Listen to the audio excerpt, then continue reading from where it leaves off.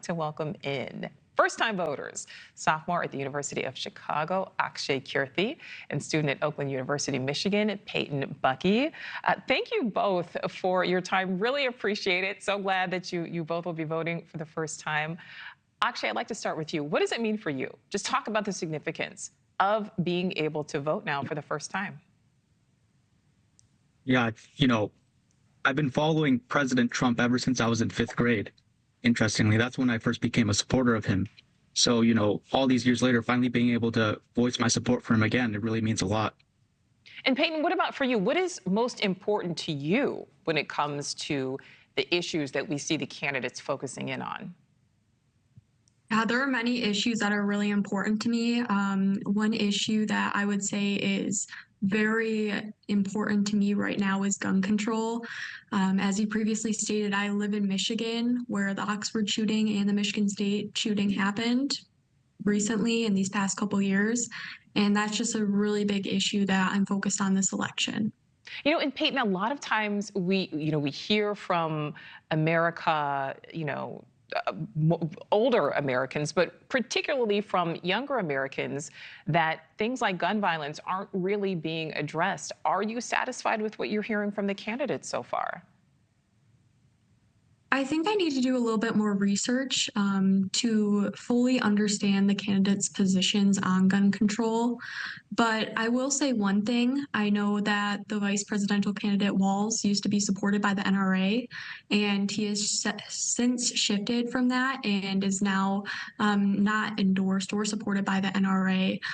He is more open to focusing on common sense gun control. So that's something I'm really happy to see with the Democratic Party. Is this candidate shifting his position?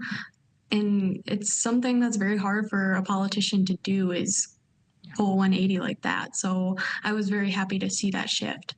All right, well, Akshay, I want to shift back over to you. I know you mentioned the former President Donald Trump there. Have you made your decision on who you're going to vote for in November? And if so, kind of talk about what swayed you.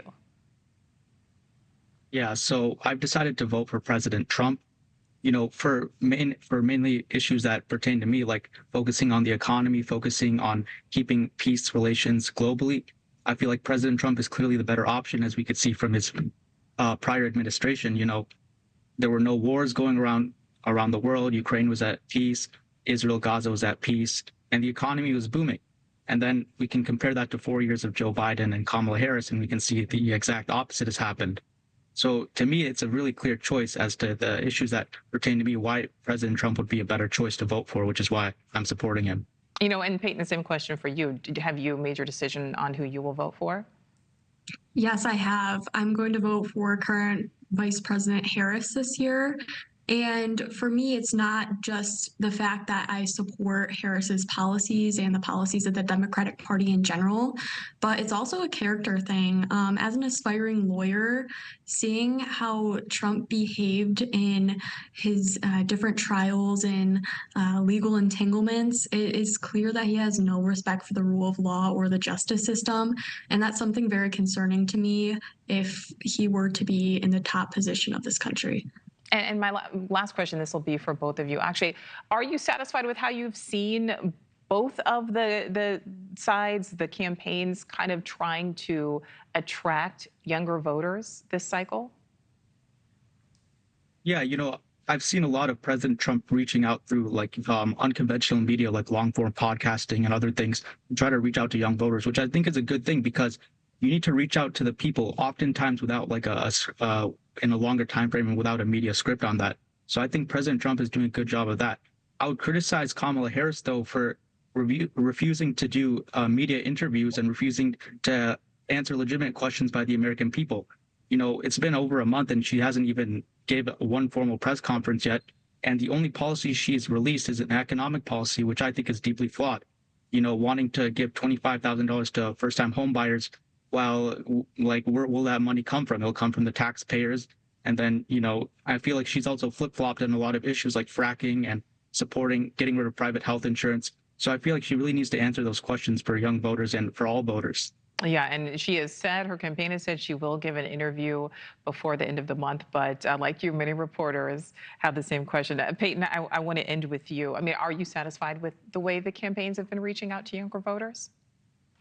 Yeah, I think the Harris campaign has been doing a great job of reaching out to young voters, seeing the difference of my friends and family who are members of the Democratic Party after the Biden and Trump debate to the time where Harris was eventually named, or not named the nominee, but endorsed by President Biden, has been absolutely astounding. People are energetic, people are excited for Harris. And I think her campaign is doing a great job of attracting young people through social media influencers. One thing I will say, though, a weakness of both campaigns, in my opinion, with young voters is the amount of attack ads that each has released about the other side. I think young voters want to know what each candidate will do to better their lives instead of repeatedly hearing so much about how much they do not like the other candidate that they're running against. And that is something I think a lot of voters start to get tired of as the election cycles continue on. Akshay Kirthi, Peyton Bucky, thank you both so much. And I know you both fall on different sides of the political spectrum, but I love that you both are exercising your right to vote. And congrats on voting for the first time this November. Thank you both. Thank you. Thank you. Well, a big